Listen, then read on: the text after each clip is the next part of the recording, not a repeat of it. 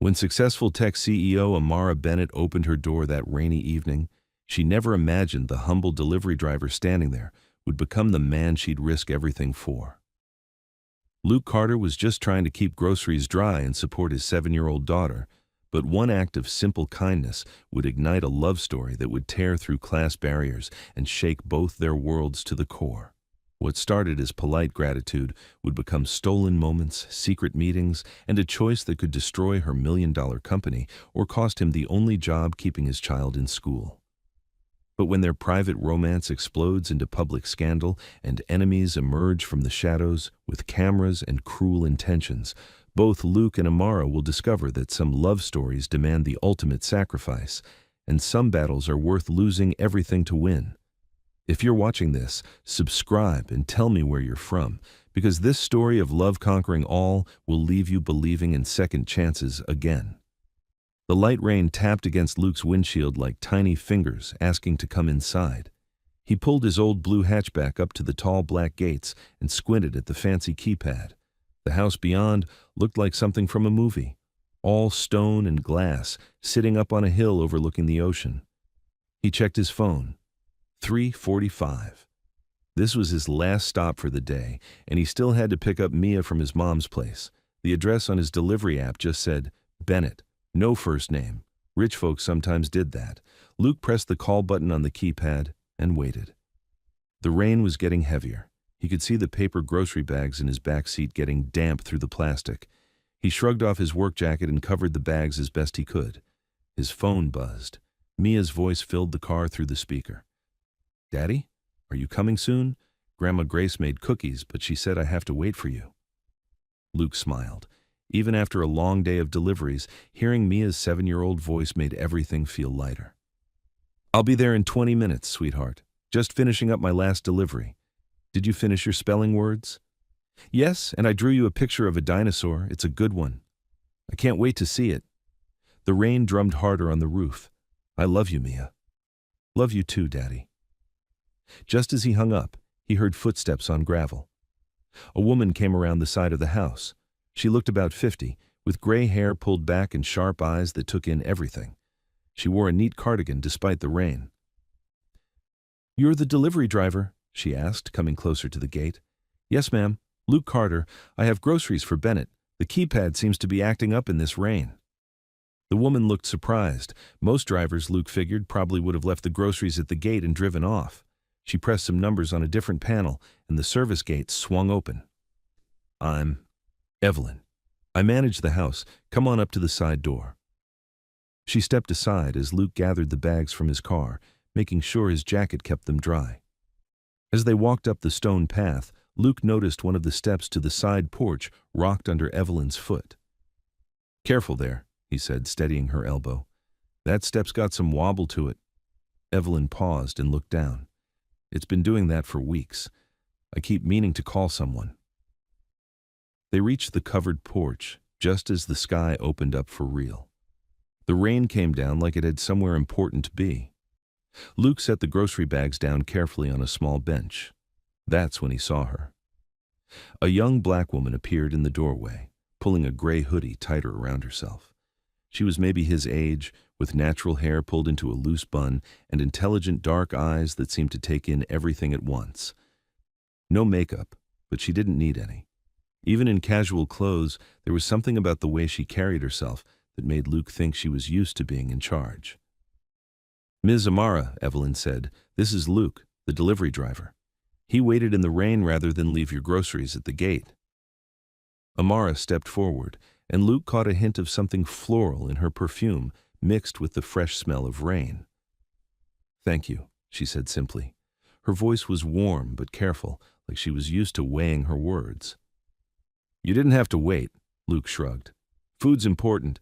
Didn't seem right to leave it out in this weather. He gestured to the bags. Everything's still dry. Amara's eyes softened just a little. How much do I owe you? It's all paid for through the app, Luke said. But there's usually a tip option if Amara was already reaching into her hoodie pocket. She pulled out a $50 bill. For waiting in the rain, and for being careful with the groceries. Luke held up his hand. That's really kind, but the app already includes the tip. Company policy says I can't take extra cash. He smiled. Besides, it wasn't that much rain. Both women stared at him. In Luke's experience, rich folks weren't used to people saying no to money. You sure? Amara asked. I'm sure. But thank you. Luke picked up his empty delivery bag. Y'all have a good evening, and maybe get someone to look at that step when the weather clears. As he walked back to his car, Luke could feel their eyes on his back. He loaded his empty crates into the hatchback and took one quick look back at the house. The porch light made everything warm and golden. Beyond the house, he could just make out the dark line of the ocean, even through the rain. Through the side door's glass, he saw Amara still watching him. When their eyes met for just a second, she looked away quickly. Luke started his car and drove away, windshield wipers working overtime. In his rearview mirror, he saw her still standing in the doorway, making sure he kept the groceries dry until the very last second. The next morning, Luke was at Johnson's auto shop before most people had their coffee. The familiar smell of motor oil and metal filled his nose as he checked the small parts bin. He grabbed a handful of wood screws, the kind he'd need for a loose porch step, and made a mental note to bring them back if he didn't use them all. Taking homework home again? Dan, his boss, called from under the hood of a pickup truck. Something like that, Luke replied, pocketing the screws.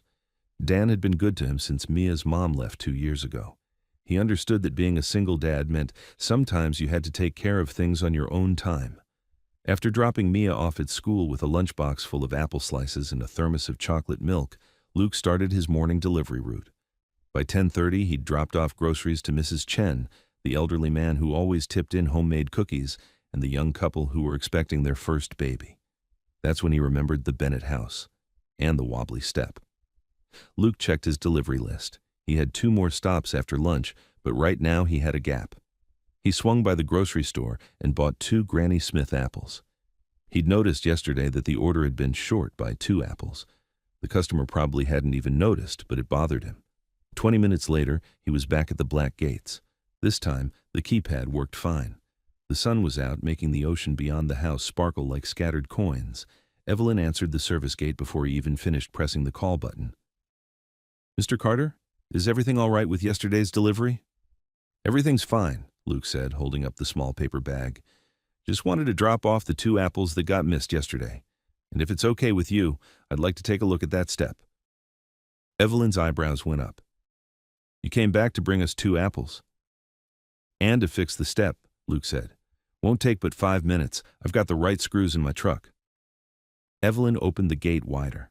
As they walked up the path, Luke could hear music coming from the house, something with piano that sounded complicated and beautiful. Amara was in the kitchen, visible through the big windows. Today she wore jeans and a soft yellow sweater that made her skin glow. Her hair was down, falling in loose curls around her shoulders. She was chopping vegetables with the kind of quick, sure movements that meant she actually knew how to cook. She looked up when they came in through the side door. No makeup again, Luke noticed. She was even prettier without trying to be. Luke brought the missing apples, Evelyn announced, setting the paper bag on the counter. Missing apples?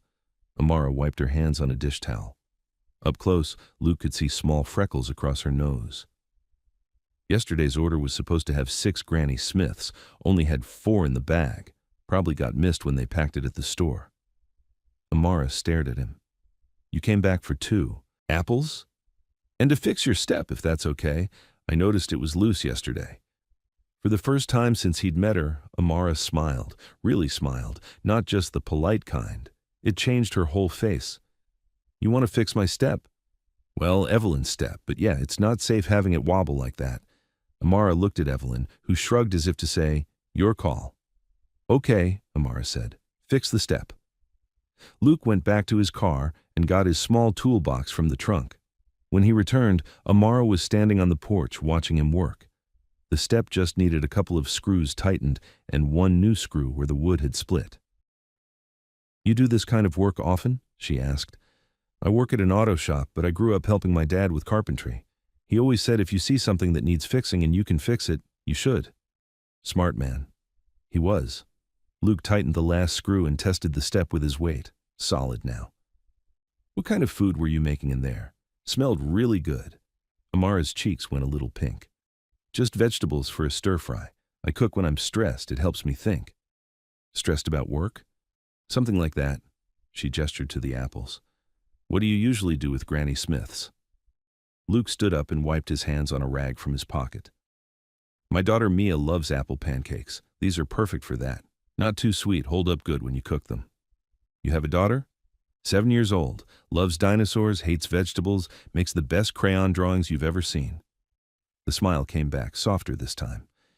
Apple pancakes sound good. Luke packed up his tools. Well, that step should be good for a long time now. Amara stood in the doorway as he loaded his toolbox back in the car.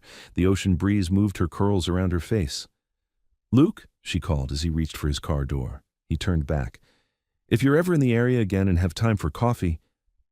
She let the words hang in the air. Luke nodded, feeling something warm spread through his chest. I'd like that. As he drove away, Luke glanced in his rearview mirror and saw someone across the street by the hedge. A neighbor, maybe, pretending to check their mailbox but really watching the house. Luke didn't think much of it. Rich neighborhoods always had nosy neighbors. That evening, Amara sat in her home office, phone pressed to her ear. The big windows looked out over the ocean, where the last of the sunset painted everything gold and purple. The beta test results look good, Noah's voice came through the speaker. Noah Park was her assistant, the kind who remembered everything and worried about her image, probably more than she did. The wellness app is testing well with the focus groups. We should be ready for the investor meeting next week. Good, Amara said, but her mind kept drifting to brown eyes and calloused hands that were gentle with grocery bags. Anything else?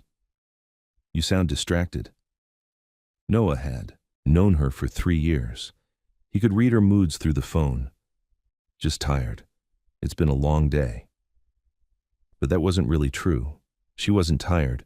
She was thinking about a man who came back to deliver 2 apples and fix a step for strangers. In Amara's world of business deals and careful words, that kind of simple kindness felt rare. After hanging up with Noah, Amara found Evelyn in the kitchen, wiping down counters that were already clean. Evelyn, could you do something for me? 20 minutes later, Evelyn sealed an envelope with neat handwriting on the front. Luke Carter, delivery. Inside was a temporary gate code written on good paper, a $20 bill for the step repair, and a receipt line typed on Evelyn's old typewriter. Luke found the envelope tucked under his windshield wiper when he got back to his car after his evening shift at the shop. He read the note twice, then pulled out his phone and called the number Evelyn had written at the bottom. Bennett residence. Hi, this is Luke Carter. I found your note about payment for the step repair. Oh, good. Ms. Amara wanted to make sure you were properly paid for your work. That's kind of her, but I can't take extra payment. I wasn't working on company time, and it only took 5 minutes. Luke looked at the $20 bill. I'll tell you what, though. If she wants to make it official, I can write up an invoice through the shop. That way, everything's straight and legal. There was a pause. Hold on a moment. Amara's voice came on the line. Luke, you won't take payment for fixing my step? Not like this, no. But I can bill it through the shop if you want everything proper. $20 sounds fair for materials and time. You're unusual, Amara said, and Luke could hear something like amusement in her voice. My dad taught me to keep business clean. No shortcuts, no under-the-table stuff. Just honest work for fair pay. Your dad sounds like he was a good man. He was. Look, I'm actually driving through your area in about 20 minutes. If you want, I could stop by and we could settle this properly, and maybe take you up on that coffee.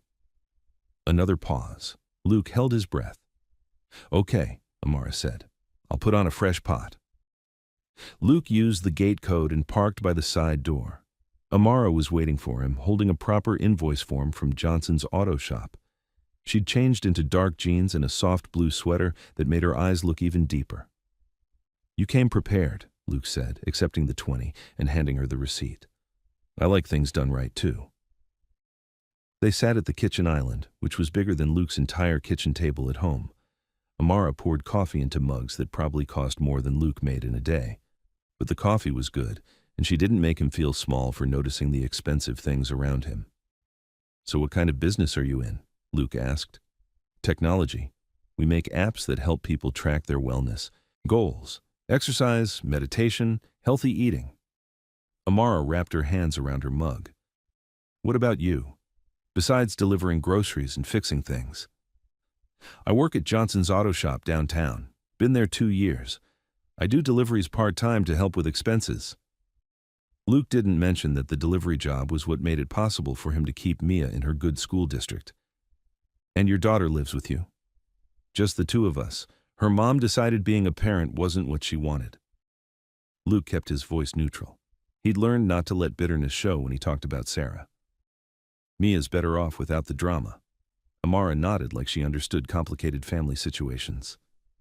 7 years old, you said? That's a good age. Old enough to have conversations. Young enough to still think you're the smartest person in the world. Luke laughed. Exactly. Though she's getting pretty smart herself. Yesterday she explained to me why Triceratops is a better dinosaur than T-Rex. Very logical argument. Which one won? Triceratops. She makes a compelling case. They talked for another 20 minutes about safe topics. The weather, the coffee, the view of the ocean from her windows. Luke noticed Amara seemed more relaxed here in her own kitchen, away from whatever stress had her chopping vegetables earlier. When Luke left, he saw the same neighbor across the street again. This time the person was obviously taking pictures with their phone, not even trying to hide it. Luke paused by his car and looked directly at them. The neighbor quickly lowered the phone and walked away. Luke shrugged and got in his car. Some people had too much time on their hands. Later that night, Luke stood in his small kitchen flipping pancakes while Mia sat at their wobbly table, swinging her legs and coloring a picture of what looked like a dragon. Is that for school? Luke asked, sliding a perfectly golden pancake onto her plate. It's for you, Mia said without looking up from her crayons. It's a friendly dragon, see? She's smiling. Luke's mom, Grace, came in from the living room, carrying a basket of folded laundry. At 61, she was still strong enough to chase a 7-year-old around the playground, but Luke could see the worry lines that had gotten deeper since Sarah left. Smells good in here, Grace said, setting the basket on the counter. What's the special occasion? No special occasion, just felt like making pancakes. Luke flipped another one. He wasn't going to mention that he'd been thinking about apple pancakes and a certain woman with kind eyes all evening. Mia looked up from her drawing. Daddy, tell Grandma about the Castle House. Grace raised an eyebrow at Luke. Castle House? One of my delivery stops, Luke said carefully. Nice place up on the hill overlooking the water. And the nice lady, Mia added. Daddy said she was nice and busy. Grace's worry lines got a little deeper. Luke. Mom? You know I don't tell you how to live your life. But you're about to. Grace sat down across from Mia and helped her choose a new crayon. I'm just saying be careful about mixing work with personal stuff. Rich folks live in a different world than us. Sometimes they don't understand that their fun and games can affect real people's jobs. Luke wanted to defend Amara, but he couldn't explain why without admitting his mother might have a point. Instead, he focused on making perfect pancakes and listening to Mia explain the difference between friendly dragons and mean dragons. Across town, Amara sat in her home office with her laptop open, scrolling through healthy pancake recipes. She told herself she was researching breakfast options for her wellness app, but really she was thinking about a little girl who loved dinosaurs and a father who made apple pancakes. Her phone rang. Mia's voice filled the quiet office through the speaker. Hi, Daddy. I brushed my teeth and put on my pajamas, the ones with the dinosaurs. Luke's voice was warm and patient. Good job, sweetheart. Did you remember to put your school clothes in the hamper? Yes, and I put my lunchbox on the counter so you don't forget to pack it. You're so smart. Are you ready for your story? Can we read about the dinosaur who makes friends, please? Of course. Go get comfortable, and I'll be right there. Amara found herself smiling at the gentle way Luke talked to his daughter. She could hear the love in his voice, even through a phone speaker. There was something so steady about him, so completely focused on making sure his little girl felt safe and loved. After Luke hung up, Amara closed her laptop and walked to the kitchen. She rinsed out her coffee mug and looked out at the dark ocean. The house felt very quiet and very big. In his small apartment, Luke read Mia 2 chapters about a dinosaur who learned that being different made her special, not weird. Mia fell asleep halfway through the second chapter, her hand still holding onto his finger. Both Luke and Amara went to bed that night thinking about coffee and conversation, about the careful way people could start to trust each other, and about how sometimes good things happened when you weren't looking for them. Saturday morning at the farmer's market was Luke and Mia's favorite time of the week. The air smelled like fresh bread and coffee, and Mia loved to help pick out the best apples and herbs. Today she wore her Lucky Dinosaur shirt and carried a small basket that made her feel very grown up. "Remember what we're looking for," Luke said as they walked between the stalls. "Apples for pancakes, basil for your pasta sauce, and flowers for Grandma Grace," Mia recited. She took her job as shopping assistant very seriously. Grace was already at the flower stand, chatting with Mrs. Murphy about the best time to plant tomatoes. She waved at them from across the market, her arms full of yellow daisies. At the apple stand, Mia carefully examined each Granny Smith before putting it in their bag. She was explaining to the farmer why these particular apples would make the best pancakes when someone's cart bumped gently into theirs. "Oh, I'm sorry," a familiar voice said. Luke looked up to see Amara, wearing dark sunglasses and a baseball cap pulled low. She had on jeans and a simple green sweater, and if Luke hadn't heard her voice, he might not have recognized her. She looked like any other person doing their weekend shopping. "Amara," Luke said. She smiled and pushed the sunglasses up on her head. "Hi, Luke. Shopping for apple pancakes?" Mia looked between them with the sharp curiosity that only 7-year-olds possess. "Do you know my daddy?" Amara knelt down so she was at Mia's eye level. "I'm Amara. Your daddy brought groceries to my house and fixed my broken step." "Are you the nice lady from the castle house?" Mia asked. Amara's eyes crinkled with amusement. "I guess I am, though I've never thought of my house as a castle. It looks like one from the gate, all big and fancy." Mia held up her basket proudly. "We're buying apples for pancakes. Daddy makes the best ones." "I bet he does. What's your favorite kind of dinosaur?" Mia's whole face lit up. Adults who asked about dinosaurs immediately went on her good people list. Triceratops. They were plant eaters, but they could still fight T-Rex if they had to. They had 3 horns and a big shield thing on their heads. "That sounds like a very smart dinosaur," Amara said seriously. "Strong, but not mean." "Exactly," Mia beamed. Luke watched the easy way Amara talked to his daughter. She didn't use that fake voice some adults used with kids, and she really listened to Mia's answers. A few stalls over, Evelyn was comparing prices on organic herbs. She caught sight of them and raised her hand in a small wave, but didn't come over.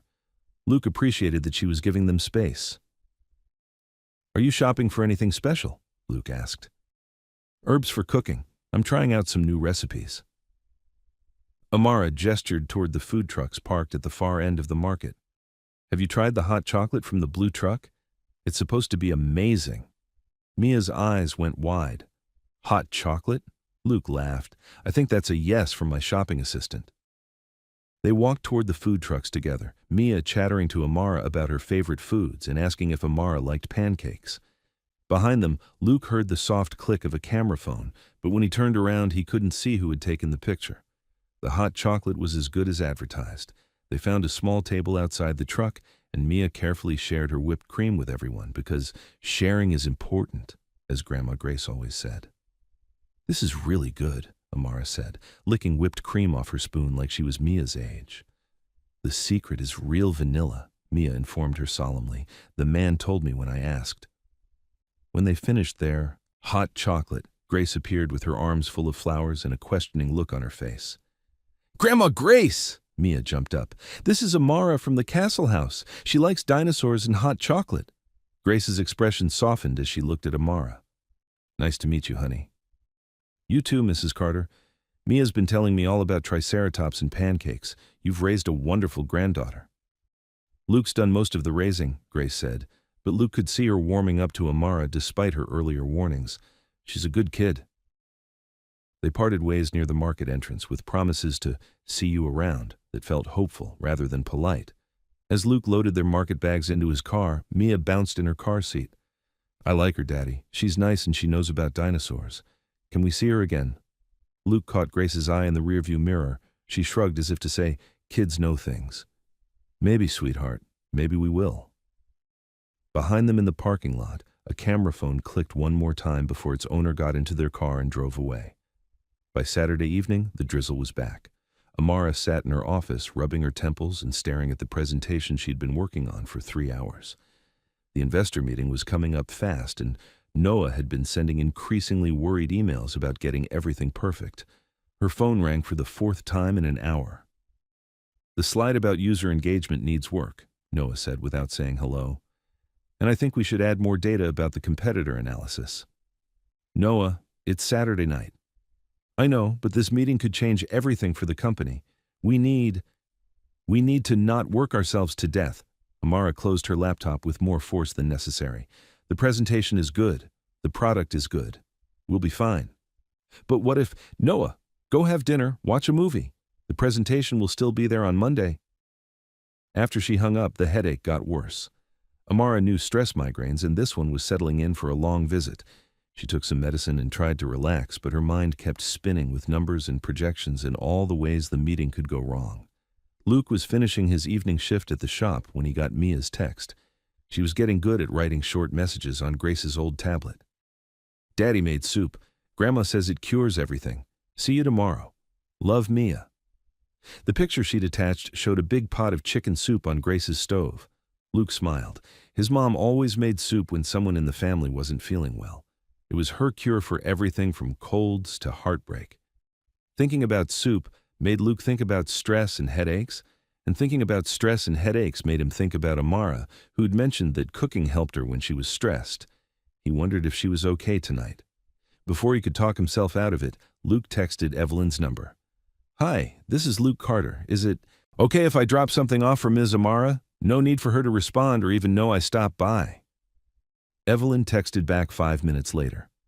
"Service gate." Luke stopped at Grace's apartment and borrowed a thermos of soup. He wrote a quick note on the back of a Johnson's Auto Shop business card. "Heard you were stressed about work.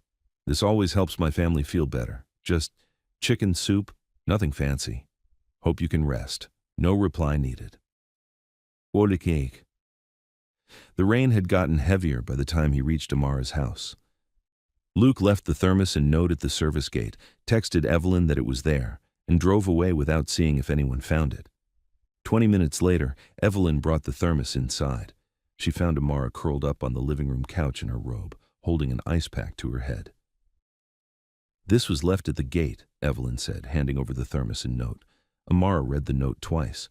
The handwriting was neat and careful, the kind that came from someone who took time with things that mattered. The soup was perfect.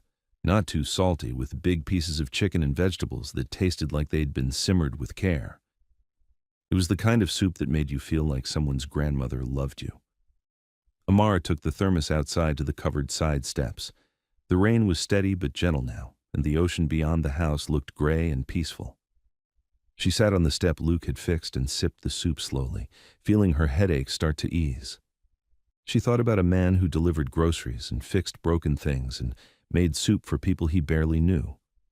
In her world of business dinners and networking events, simple kindness felt like something rare and precious. When the thermos was empty, Amara stayed on the steps a little longer, listening to the rain and feeling more relaxed than she had all week. Tomorrow she would figure out how to thank Luke properly. Tonight, she was just grateful that some people still believed in taking care of each other. Sunday morning brought clear skies and the kind of sunshine that made everything feel possible. Amara woke up feeling better than she had in weeks. The headache was gone, and for the first time in days, she wasn't thinking about investor meetings or product launches. She was thinking about chicken soup and handwritten notes. After her morning coffee, Amara found herself composing and deleting text messages to Luke's number.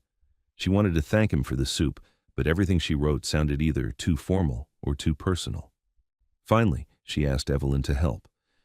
"Just tell him the truth," Evelyn said, polishing the already clean coffee pot, "that it was kind, and it helped." Evelyn sent the message from her phone. "Ms. Amara wanted to thank you for the soup last night. It helped with her headache. If you're nearby today and have time for coffee, she'd like to return the kindness. No obligations. Evelyn." Across town, Luke was in his small kitchen with Mia making chocolate chip cookies for Grace. Flour dusted the counter, and Mia had chocolate on her chin from testing the dough. When his phone buzzed with Evelyn's message, Luke read it twice. "Who's texting you, Daddy?" Mia asked, carefully placing cookies on the baking sheet. "A friend." Luke looked at the message again. The phrase, "no obligations," made him smile. Amara seemed to understand that he didn't want to feel like charity. "How would you like to deliver cookies to Grandma Grace, and then maybe visit the castle house?" Mia's whole face lit up. "Can we? Can we really?" Luke texted back, "That sounds nice. Mia and I are making cookies for my mom. We could stop by after we deliver them, maybe around 2. The response came back quickly. "Perfect. The gate code is still the same." At Grace's apartment, Mia presented the cookies like they were made of gold. Grace hugged her tight and sent them off with extra cookies for the nice lady at the castle house. "You like her," Grace observed as Luke packed the extra cookies. "She's easy to talk to," Luke said carefully, "and pretty." "Mom," Grace patted his arm, "I'm just saying, you deserve someone who's kind to you and Mia. If she makes you smile like that, maybe I was wrong to worry." When they arrived at Amara's house, she was waiting at the side door. She wore a simple white t-shirt and jeans, her hair pulled back in a ponytail. She looked younger and more relaxed than Luke had ever seen her. "Mia," Amara knelt down to hug the little girl, "I'm so glad you came." "We brought cookies," Mia announced, holding up the container. "Grandma Grace made extra just for you." "That's so sweet. Would you like to help me make the coffee? I have a special step stool in the kitchen." They spent the afternoon at the kitchen island, sharing cookies and coffee while Mia drew pictures of dinosaurs on paper Amara had found for her. The conversation flowed easily between topics both serious and silly. Mia told Amara about her spelling test on Friday and how she wanted to be a paleontologist when she grew up. Amara talked about her plans to plant a garden in the spring and asked Mia what flowers she thought would be prettiest. Luke found himself relaxing in a way he hadn't in months. There was something about the way Amara listened to both of them, really listened, that made the big house feel warm and welcoming. "What kind of flowers do you want to plant?" Luke asked. "I'm not sure yet. I've never had a garden before." Amara looked a little embarrassed. "I grew up in apartments, and then college, and then work took over everything. I know that sounds silly for someone who lives in a house this big." "It doesn't sound silly," Luke said. "Everyone starts somewhere. My dad taught me about plants when I was Mia's age. I could help you plan something if you want." Amara's smile was soft and grateful. "I'd like that." Evelyn appeared in the doorway with a questioning look. "Ms. Amara, should I start? Thinking about dinner?" Luke checked his watch and was surprised to see they'd been there for over 2 hours. "We should probably get going. Mia's got school tomorrow." As they walked to his car, a sleek black sedan drove slowly past the house. Luke noticed the driver looking their way, but he was getting used to nosy neighbors in this part of town. "This was really nice," Amara said as Mia buckled herself into her car seat. "Can we come back next weekend?" Mia called from the car. Amara looked at Luke and he nodded. "I'd like that too," she said. Driving home, Luke felt lighter than he had in a long time. In the back seat, Mia hummed happily while clutching the drawing Amara had made for her, a triceratops wearing a flower crown. Monday afternoon, Amara stood in the conference room at her office, running through the investor presentation one more time. The slides looked good, the numbers were solid, and her team was ready. She should have felt confident. Instead, she felt distracted. Her mind kept drifting to yesterday's afternoon with Luke and Mia, to the easy way they'd all talked together, to how normal and happy she'd felt. "Amara," Noah was looking at her with concern. "You missed the cue for slide 12. "Sorry, let's run it again." After the practice session, Noah lingered behind while the rest of the team filed out. "Everything okay? You seem distracted lately." Amara closed her laptop. Noah had been with her company since the beginning. He was more than an assistant. He was a friend who worried about her success almost as much as she did. "I'm fine. Just thinking about the presentation." Noah sat down across from her. "Is this about the delivery guy?" Amara's head snapped up. "What?" "Evelyn mentioned you've been having coffee with him. Look, I'm not trying to run your personal life, but you know how investors can be about image. If you're seeing someone outside our usual circles and it becomes public knowledge, it could hurt the company," Amara finished, She'd been thinking the same thing, but hearing it out loud made her stomach twist. I know. I'm not saying don't see him. I'm just saying be careful. Maybe keep things private until after we close this funding round. Across town at Johnson's auto shop, Luke was having a similar conversation with his boss, Dan. Luke, you're a good worker and I like you, Dan said, wiping grease off his hands with a shop rag. But I got a call from the delivery company today. Something about client relationships. Luke's stomach dropped. What kind of call? Nothing serious yet. Just a reminder about keeping things professional with customers. Apparently someone saw you at one of the houses multiple times and complained. Dan shrugged. Probably just some nosy neighbor with too much time on their hands. But the delivery company has rules about this stuff. I haven't done anything wrong, Luke said. I know that. You're one of the most honest guys I've ever worked with. I'm just saying be smart about it. If this becomes a bigger issue, they could drop you from the delivery route, and I know you need that extra income. Luke nodded. Dan was right. The delivery job made it possible for him to keep Mia in her good school and pay for things like her after-school program. He couldn't afford to lose it. That evening, Luke and Amara found themselves texting at the same time. Luke: had a good time yesterday.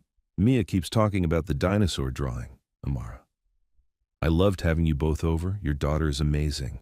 Luke: can I call you? There's something I should mention. When Amara's phone rang 5 minutes later, she could hear the worry in Luke's voice. My boss got a call from the delivery company today, Luke said without any small talk. Someone complained about me visiting a customer too often. Amara closed her eyes. Noah said something similar to me today, about being careful with my image while we're trying to close a business deal. They were both quiet for a moment. So what does this mean? Luke asked. I don't know. I like spending time with you and Mia, but I can't pretend this isn't complicated. Me too. I like you, Amara, but I can't risk my job. Mia depends on me having steady work. I understand. Maybe we just need to be more careful. Keep things private for now. Luke was quiet for so long that Amara thought the call had dropped. Luke? I'm here. You're right. Private and slow sounds smart. Slow and honest, Amara said, remembering their earlier conversation. Slow and honest, Luke agreed. After they hung up, both of them sat in their separate homes, feeling the weight of the world pressing down on something that had felt so light and easy just 24 hours before. The next Saturday morning dawned clear and bright, with the kind of ocean breeze that made everything smell like salt and possibility. Luke had suggested meeting at the farmer's market again, but this time it was planned instead of accidental. Amara wore sunglasses and a different baseball cap, but she was smiling when Luke found her by the coffee stand. She'd gotten there early and already had 2 cups waiting. No Mia today? She asked, handing him the coffee.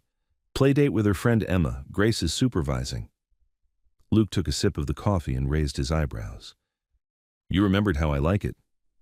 2 sugars, splash of cream. I pay attention.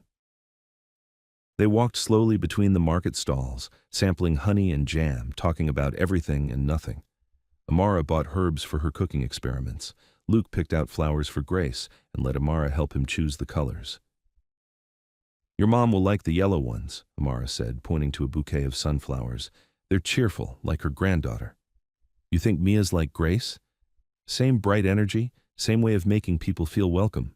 Amara paused at a stand selling homemade soap. Where do you get that from? The easy. Kindness? Luke thought about it while they walked toward the seawall where they could sit and watch the gulls. My dad, maybe. He always said treating people right doesn't cost anything, but it's worth everything. He sounds like he was a good father. He died when I was 19. Car accident. Luke sat on the low stone wall and looked out at the water. I think about what he'd say about different situations, like raising Mia alone or dealing with her mother leaving. Amara sat beside him, leaving space but close enough that their knees almost touched. What would he say about this? About us? Luke smiled, the first real smile he'd had all week. He'd probably say that if a woman makes you laugh and your daughter likes her, you should pay attention to that. Smart man. What about your family? What would they think about you dating a delivery driver? Amara's smile faded a little. My parents died when I was 15. Aunt Evelyn raised me, put me through school, helped me start the company. She's practical about everything, including relationships. And practically speaking? Practically speaking, she'd say what matters is whether you're good to me and whether I'm happy. Amara picked up a piece of seaweed that had washed up on the wall, but she'd also worry about the complications. They sat in comfortable silence for a while, watching boats move across the horizon. Finally, Amara spoke. Would you like to cook something together next time?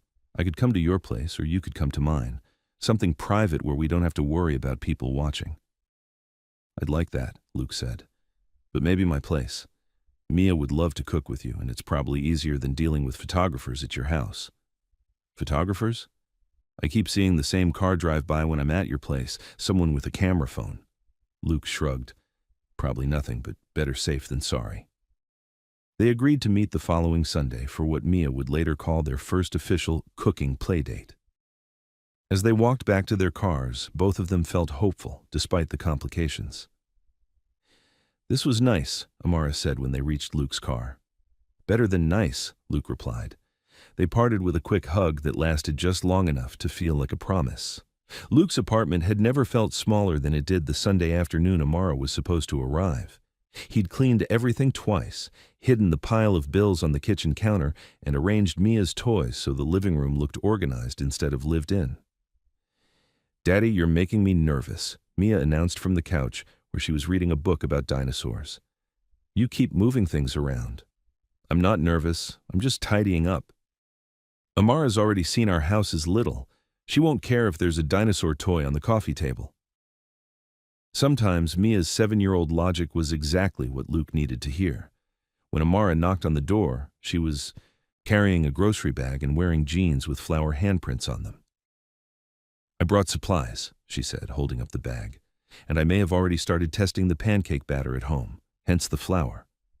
Mia hugged Amara around the waist. Did you bring the secret ingredient? I did, but I can only tell you if you promise not to share it with other pancake makers.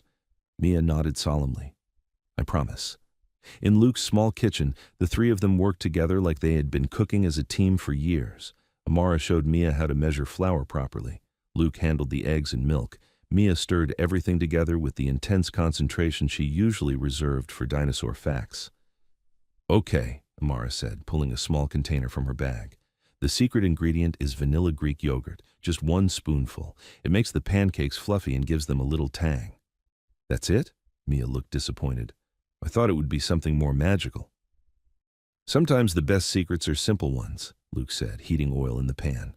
The pancakes were perfect, golden brown, fluffy, with pieces of apple that had gotten sweet and soft from cooking. They ate them at Luke's small table by the window, with syrup and butter and the kind of easy conversation that made the apartment feel bigger and warmer. These are better than restaurant pancakes, Mia declared, syrup on her chin. That's because we made them with love, Amara said, then immediately looked embarrassed for being so sentimental. Luke caught her eye across the table and smiled. Love's a good ingredient. After lunch, they walked to the small park near Luke's building. Amara pushed Mia on the swings while Luke sat on a bench, watching them laugh together. A few other families were at the playground, and no one paid them any special attention. They were just another family enjoying a Sunday afternoon. Higher! Mia called, and Amara gave her a bigger push. You're going to fly away, Amara called back. I want to. I want to fly like a pterodactyl. Luke watched Amara's face light up with genuine joy as she played with his daughter. This was what happiness looked like, he thought. Simple and sweet and real. When Mia finally tired of the swings, the three of them walked back to the apartment building slowly, none of them ready for the afternoon to end. Can we do this again next Sunday? Mia asked as they climbed the stairs. If Amara wants to, Luke said. I want to, Amara said, but maybe we should plan something different each time. Keep it interesting. Like what? Mia bounced on her toes. Maybe next time we could work on that garden plan for my house. You could help me figure out what flowers would make the birds happy. Mia clapped her hands. Yes, I know all about what butterflies like. At the door to his apartment, Luke and Amara stood a little awkwardly, while Mia ran inside to show her dinosaur collection to Amara's bag. This was really nice, Amara said quietly. Yeah, it was? Luke wanted to reach for her hand but wasn't sure if they were there yet. "Drive safe going home." "I will." Amara smiled. "Tell Mia I'll see her next week." After she left, Luke found Mia arranging her plastic dinosaurs on the coffee table. "I like her, Daddy. She makes good pancakes and she listens when I talk about dinosaurs." "She does." "Are you going to marry her?" Luke almost choked on his water. "Mia." "What? I'm just asking. Grandma Grace says when grown-ups spend this much time together and smile that much, they're thinking about getting married." Luke sat down next to his daughter. "We're just getting to know each other, taking it slow." "Okay, but I hope you decide soon. I like having her here." The trouble started on Tuesday morning with a phone call to Noah's office. "Bennett Wellness Technologies, Noah Park speaking." "Hi, this is Jennifer Walsh from Coast Social Blog. I'm working on a piece about local business leaders and their personal lives. I have some photos of Amara Bennett with a delivery driver and a child. Can you comment?" Noah's stomach dropped. "I'm sorry, what photos?" "Photos taken at the farmer's market and outside her residence. Is Ms. Bennett dating someone from outside the tech industry? Our readers love stories about successful women finding love in unexpected places." "No comment," Noah said quickly and hung up. He immediately called Amara, who was in the middle of a conference call with potential investors. "Can this wait?" she whispered into the phone. "No. Someone from Coast Social Blog called about photos of you with Luke. I think they're planning a story." Amara felt her stomach drop. "What kind of photos?" "I don't know. But they mentioned the farmer's market in your house. I have to go. We'll deal with this after my meeting."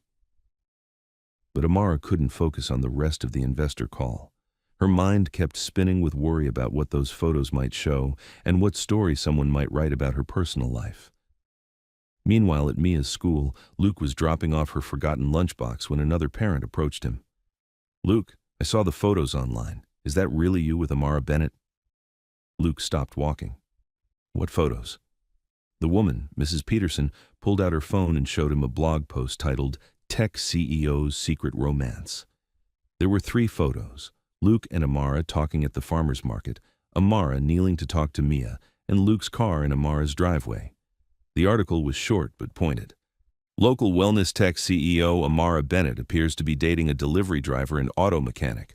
While love knows no bounds, investors and board members may wonder if Bennett's judgment in her personal life reflects her business decisions." Luke's face burned with embarrassment and anger. The article made him sound like he was trying to take advantage of a successful woman. It made Amara sound foolish for caring about him. "I'm sorry," Mrs. Peterson said, seeming to realize she'd upset him. "I just wanted to check if it was really you. Some of these blogs make things up." Luke walked back to his car on shaky legs and immediately called Amara. "I saw it," she said before he could speak. "Noah showed me." "Amara, I'm so sorry. I never wanted to cause problems for your business. It's not your fault. Some people have too much time on their hands and too little respect for privacy." But Luke could hear the strain in her voice. "What do we do now?" "I don't know. Noah thinks we should lay low for a while, let it blow over." "And what do you think?" Amara was quiet for a long moment. "I think I don't want to hide, but I also don't want to lose everything I've worked for." "I understand." "Do you? Because I'm not sure I understand it myself." They agreed to talk more later, after they'd both had time to think, but Luke spent the rest of the day feeling like he'd somehow ruined something beautiful by simply existing in it. That evening, as he helped Mia with her homework, she looked up from her math problems. "Daddy, why do you look sad?" "Just thinking about work stuff, sweetheart." "Is it about Amara?" Emma's mom showed Emma a picture on her phone today. Emma said it was you and Amara at the market. Luke's heart sank. If the story was reaching the elementary school parents, it was everywhere. "Sometimes when grown-ups care about each other, other people like to talk about it," he said carefully. "That's dumb. People should mind their own business." "You're right, Mia, they should." The rest of the week felt like walking through a minefield. Every time Luke's phone buzzed, he worried it was another delivery company complaint. Every time Amara checked her email, she expected to see concerned messages from investors or board members. On Wednesday, Dan called Luke into the shop office. "I need you to take a break from delivery routes for a couple weeks," Dan said, looking uncomfortable. Just until this media thing dies down. Luke felt his stomach drop. Dan, I need that income. I know, I'll give you extra hours here at the shop to make up for it, but the delivery company's getting nervous about the publicity. What publicity? It was just 3 photos in a stupid article. That article got picked up by 2 other blogs. There's a whole online discussion about whether rich women should date working-class guys. Dan rubbed his forehead. It's ridiculous, but it's affecting business. Luke nodded, trying to keep his voice steady. I understand. Thanks for the extra shop hours.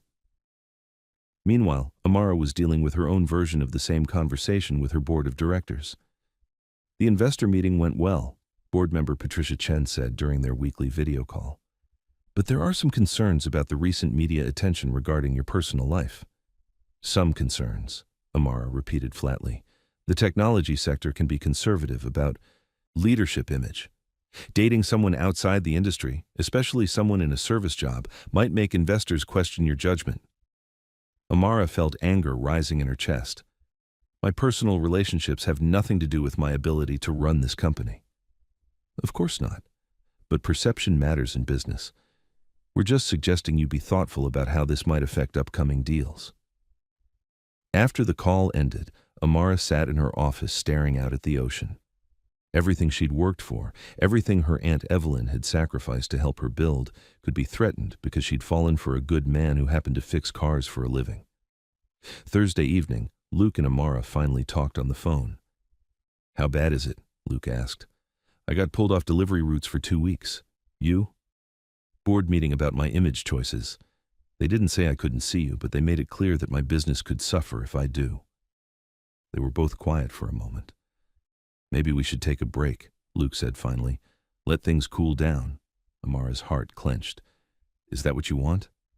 No, but I don't want to hurt your business, and I can't afford to lose my job completely. A break might be smart, Amara agreed, hating every word, just until the attention dies down. What do I tell Mia? She's been looking forward to garden planting this weekend. Tell her I'm traveling for work. It's not completely untrue. I do have a business trip next week. After they hung up, Luke sat in his living room while Mia watched cartoons, feeling like he'd just made the biggest mistake of his life. But he couldn't see any other choice that didn't risk everything he'd built for his daughter. Across town, Amara poured herself a glass of wine and stood on her fixed porch step, looking out at the dark ocean. She'd spent her whole adult life being careful, making smart choices, protecting her future. But for the first time, being smart felt like the wrong thing to do. The next week felt like trying to breathe underwater. Luke and Amara didn't talk, but they thought about each other constantly. Luke found himself checking his phone for messages that didn't come. Amara caught herself looking out her office window toward town, wondering what Luke and Mia were doing. Mia noticed the change immediately. Why isn't Amara coming over this weekend? She asked Friday evening while Luke helped her with her dinosaur puzzle. She's traveling for work, remember? Sometimes grown-ups have to go on business trips.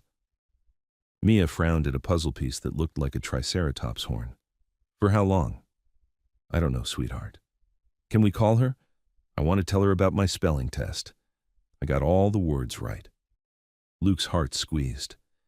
Maybe when she gets back from her trip. But Luke wasn't sure when that would be.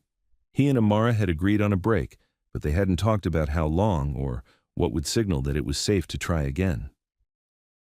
At the auto shop, Luke threw himself into work. He stayed late, took on extra projects, and tried to keep his hands busy enough that his mind wouldn't wander. But Dan noticed the change.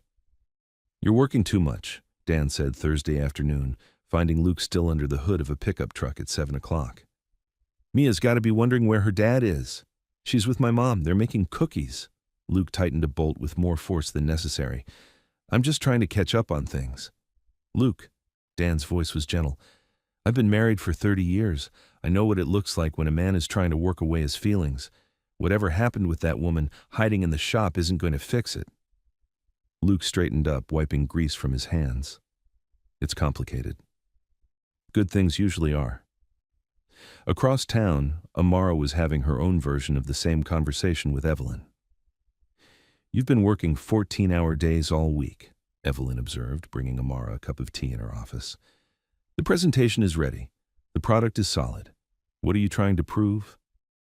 I'm trying to focus on what matters, the business, the future. Evelyn sat down in the chair across from Amara's desk. And Luke doesn't matter? Amara looked up from her laptop. I didn't say that. You didn't have to. You've been miserable all week. I raised you, Amara. I know the difference between focused and heartbroken. I'm not heartbroken. I'm being practical. Evelyn's expression softened. Honey, I've watched you build this company from nothing. I've seen you work 18-hour days and sleep on the office couch. But I've never seen you as happy as you were the day you three were making pancakes in our kitchen. Amara felt tears prick her eyes. What if choosing him means losing everything else? And what if choosing everything else means losing the thing that actually makes you happy? Saturday morning, both Luke and Amara found themselves at the farmer's market, though neither had planned it. They saw each other from across the flower stalls and stood frozen for a moment, unsure whether to approach or retreat. Finally, Luke walked over. Hi, he said simply. Hi. Amara looked tired, Luke thought, but still beautiful. How are you? Missing you, he said honestly. How's the business trip going? Amara's smile was sad. There is no business trip. I just didn't know what else to tell Mia. She misses you too. She keeps asking when you're coming back. They stood awkwardly among the weekend shoppers, two people who cared about each other but didn't know how to bridge the gap that other people's opinions had created. Has the attention died down? Amara asked. Some. I'm supposed to go back to delivery routes next week. You? Board meeting on Monday. We'll see. Amara shifted her market bag to her other hand. Luke, I don't know how to do this. I don't know how to choose between my career and me, Luke finished. I get it. I've been thinking the same thing about my job and Mia's security. So what do we do? Luke looked around the market, at all the couples and families doing their normal Saturday shopping, living their lives without worrying about who might be watching or judging. I don't know, he said. But I know I don't want to give up on this. On us. Neither do I. They agreed to meet for coffee the following week, after Amara's board meeting and after Luke was back on delivery routes. Maybe by then they'd have a better sense of whether the world was ready to let them be together. Thursday afternoon at Johnson's auto shop was busier than usual. Luke had 3 cars to finish before closing, and Dan was dealing with a difficult customer who insisted his car's problem was covered under a warranty that had expired 2 years ago. Luke was just finishing an oil change when Dan approached his workstation. Luke, can I talk to you for a minute? Something in Dan's tone made Luke's stomach tighten. Sure. What's up? Dan glanced around the shop to make sure they couldn't be overheard. I got another call from the delivery company today. I haven't even started back on routes yet. I know. This wasn't about anything you did. It was about what they call ongoing reputation management.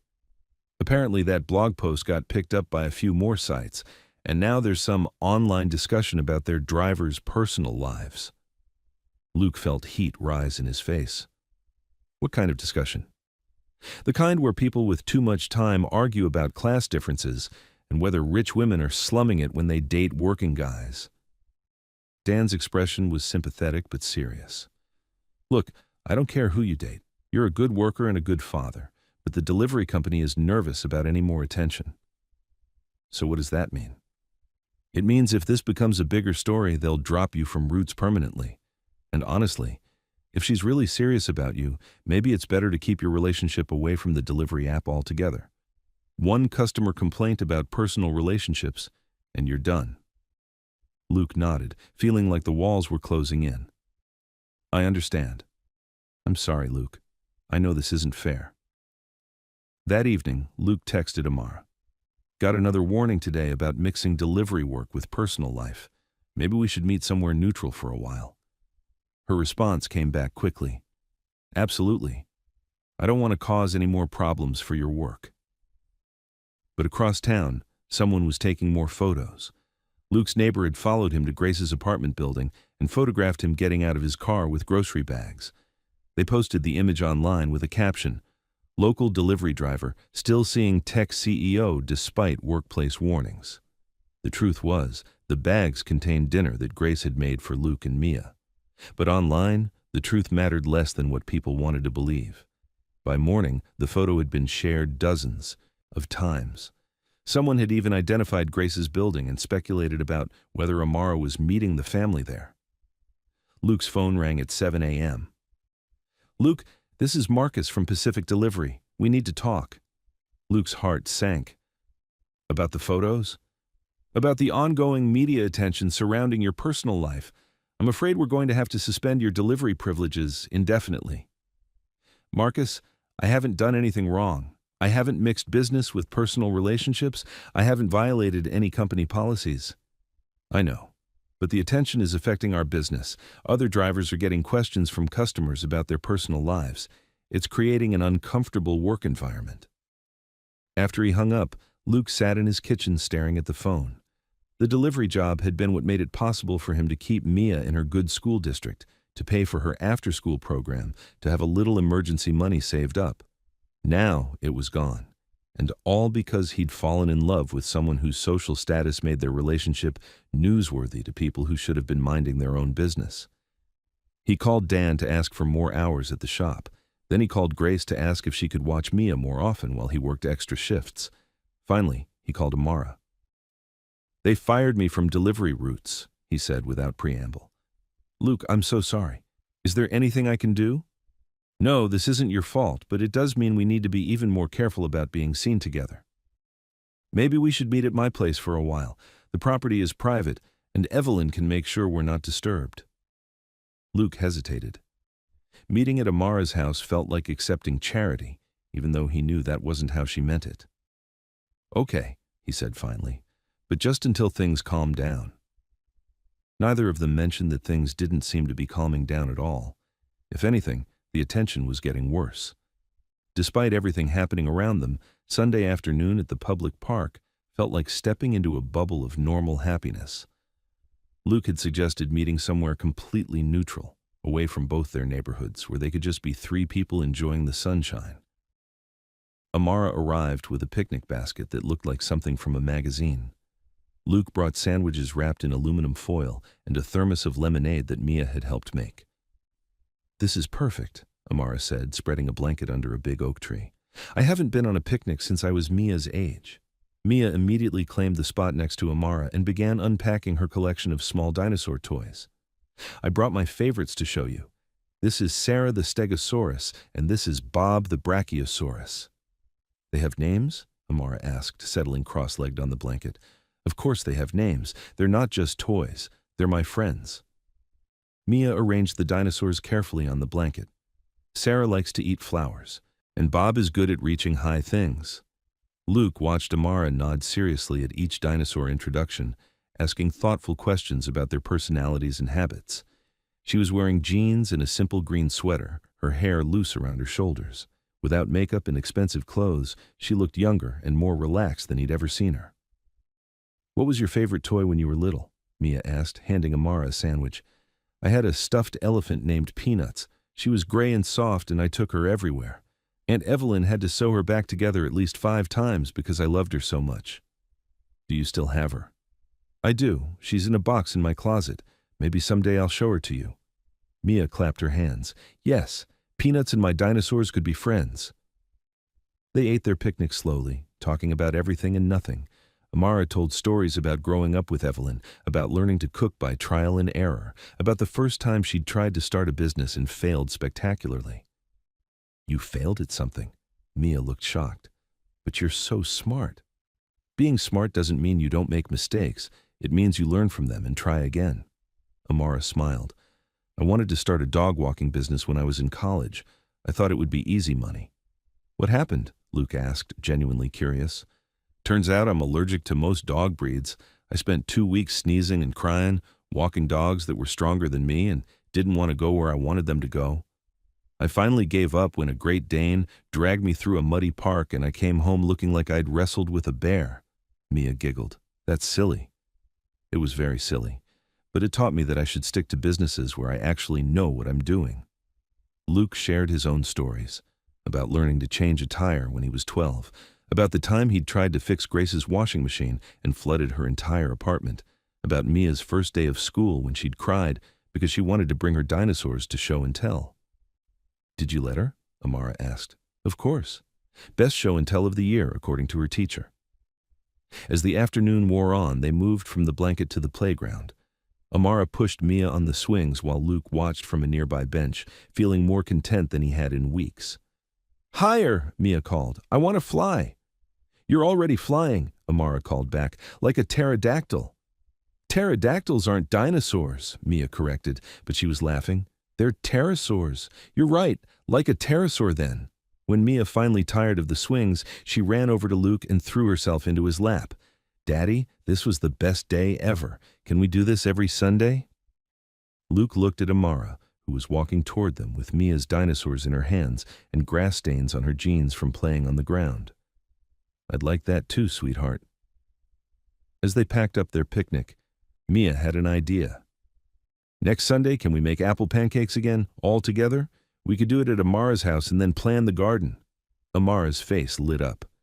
That sounds perfect. Pancake Sunday. Pancake Sunday, Mia repeated, bouncing on her toes. As they walked to their cars, Amara pulled out her phone. Would it be okay if I took a picture of us, just for myself? Luke hesitated for a moment, thinking about cameras and privacy and all the trouble photos had caused them. Just one, he said. And just for you. They stood together under the oak tree where they'd had their picnic, Mia between them, all of them smiling like they belonged together. Amara took the photo and immediately put the phone away. Thank you, she said quietly. For what? For this. For letting me be part of your family, even just for an afternoon. Luke's heart squeezed. You're not just part of it for an afternoon, Amara. You're part of it as long as you want to be. For the first time in weeks, they both went home feeling hopeful about the future. Tuesday evening found Luke and Amara in her side kitchen, sharing leftover Chinese takeout and talking about Mia's upcoming school science fair.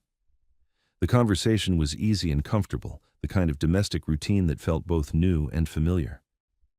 She wants to do a project about how fossils are formed, Luke said, twirling lo mein around his fork. I have no idea how to help her with that. I could help, Amara offered. I did a geology minor in college. Fossils were one of my favorite topics. Really? You'd want to do that? Of course. I love that she's so interested in science. We could make it really hands-on, maybe even do a demonstration. Luke smiled, feeling that warm flutter in his chest that happened whenever he watched Amara care about Mia. She's going to be so excited. They finished dinner and moved to the living room, where Amara had been working on garden plans. She'd spread seed catalogs and sketches across the coffee table, creating a colorful map of possibilities. This is where I thought we could put the butterfly garden, she said, pointing to a sunny corner of the yard. And over here, maybe some herbs that Mia could help harvest for cooking. Luke studied the sketches. Amara had thought of everything. Plants that would bloom at different times, flowers that would attract birds as well as butterflies, a small bench where they could sit and enjoy the garden together. This is beautiful, he said, but it's going to be expensive. All these plants, the soil preparation, the hardscaping. That's okay. I want to do this right. Luke felt a familiar twist in his stomach. Amara, I can't help pay for something like this. Not right now, with losing the delivery income. I wasn't asking you to pay for it. I want to create this garden, for us, for the family time we'll spend in it. But Luke was already pulling back, that defensive wall rising up before he could stop it. I don't want to be a charity case. That's not what this is, isn't it? You pay for everything, the expensive food, the fancy coffee, now a whole garden project. I bring sandwiches in aluminum foil and homemade lemonade. Amara set down her pen and looked at him directly. Luke, I don't care about the cost of things. I care about spending time with you and Mia. But it's always your house, your plans, your money making things possible. What do I contribute besides showing up? Amara's voice got quieter, the way it did when she was trying to stay calm. You contribute everything that matters. You make me laugh. You listen when I talk about work stress. You're teaching me what it feels like to be part of a real family. Luke knew she was being sincere, but the rational part of his brain was being overruled by the part that had been poor most of his life, that had watched his father work 2 jobs and still struggle to pay bills. What happens when you get tired of dating someone who can't afford to take you to nice restaurants? Someone whose biggest contribution to your life is fixing wobbly steps? What happens when you get tired of feeling like everything I want to do for us is some kind of insult to your pride? Amara shot back, her own frustration finally showing. They stared at each other across the coffee table covered with garden plants, both of them breathing hard. The easy warmth of the evening had evaporated, replaced by all the insecurities and fears they'd been pushing down for weeks.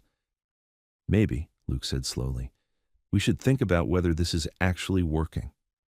Maybe we should, Amara replied, her voice steady but her eyes bright with unshed tears. Luke gathered his jacket and keys. At the door, he turned back. For what it's worth, I think your garden plans are beautiful. Mia's going to love them. For what it's worth, Amara said, I've never felt like charity when I'm with you. I've felt like I finally found where I belong. After Luke left, Amara sat on her living room floor, surrounded by garden catalogs and sketches, feeling like she'd just watched something precious slip through her fingers.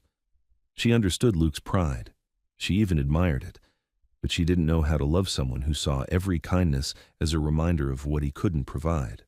Across town, Luke sat in his car in Grace's parking lot, staring at his phone. Part of him wanted to go back, to apologize, to figure out how to make it work. But a bigger part of him was scared that Amara would eventually realize what everyone else seemed to already know. That a woman who could afford anything she wanted would eventually want something better than a struggling single dad who fixed cars for a living. He went upstairs to collect Mia, who was helping Grace fold laundry and telling her all about the science fair project. Is Amara going to help me with my fossils? Mia asked as they walked to Luke's car. I don't know, sweetheart. We'll have to see. You look sad again, Daddy. Sometimes grown-up relationships are complicated. Are you and Amara having a fight? Luke buckled Mia into her car seat and considered how to answer honestly without worrying her. We're trying to figure some things out, he said finally. Well, figure them out fast, Mia said matter-of-factly. Because I like her, and I think she likes us too. I think she does too, Mia. Then why is it complicated? Luke wished he had a 7-year-old's clear view of the world, where liking someone was enough to make everything work out. Because sometimes grown-ups make things harder than they need to be, he said. That's dumb. Yeah, Mia, it really is. Thursday morning started like any normal day. Luke was getting Mia ready for school, braiding her hair while she ate cereal, and told him about a dream where dinosaurs could fly airplanes. Then Grace called. Luke, honey, you need to see this. Her voice was tight with worry. Someone sent me a link to an article online. Luke's stomach dropped. What kind of article? It's on something called Coast Daily. The headline is, From Groceries to CEO's Car. Local romance raises questions about class and ambition. After dropping Mia off at school, Luke pulled over in a parking lot and read the article on his phone. It was worse than he'd imagined. The blogger had taken their story and twisted it into something ugly, suggesting that Luke was using Amara for money and status, that she was slumming it for attention, and that their relationship was a publicity stunt. The comment section was even worse. Strangers were debating their relationship, making assumptions about their motivations, and treating their private feelings like entertainment. Luke's hands shook as he called Amara. I saw it, she said before he could speak. Her voice sounded hollow. Noah showed me first thing this morning. Amara, I'm sorry, I never wanted this to happen. I know, it's not your fault. But Luke... She paused, and he could hear her struggling for words. I just got a call from my biggest investor. He's concerned about my judgment and focus. And Mia's school called too. Apparently, some parents are asking questions. Luke felt like the world was tilting under him.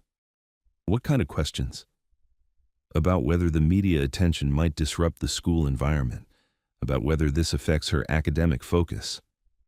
That was the breaking point. Luke could handle people talking about him, could even handle losing his delivery job. But the idea that his relationship might affect Mia's education, her sense of safety at school, was unbearable. We have to stop this, he said, his voice rough with emotion. Stop what? This. Us. I can't let my feelings for you hurt Mia. She's the most important thing in my life. Amara was quiet for so long that Luke thought the call had dropped. I understand, she said finally. I can't let my feelings hurt my company either.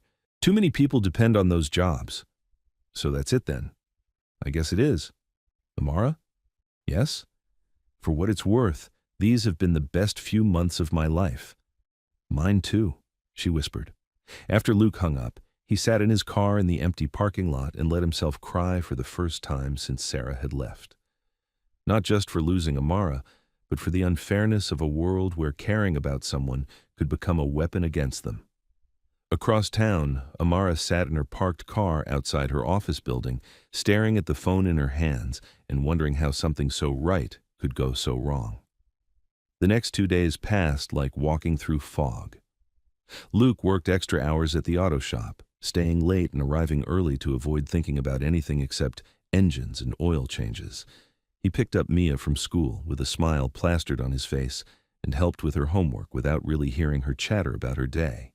Friday night, he took Mia to Grace's apartment for their weekly dinner. Grace made his favorite pot roast, but everything tasted like cardboard. You're not eating, Grace observed, watching Luke push food around his plate. I'm fine, just tired. Mia looked up from her mashed potatoes. Daddy's been sad since Tuesday. He thinks I don't notice, but I do. Grace and Luke exchanged a look over Mia's head. Sometimes adults get sad about things that aren't easy to fix, Grace said gently. But that doesn't mean you did anything wrong, sweetheart.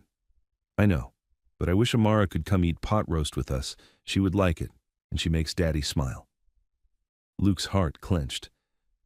Mia, remember how we talked about how sometimes adult relationships are complicated? Are you having another fight?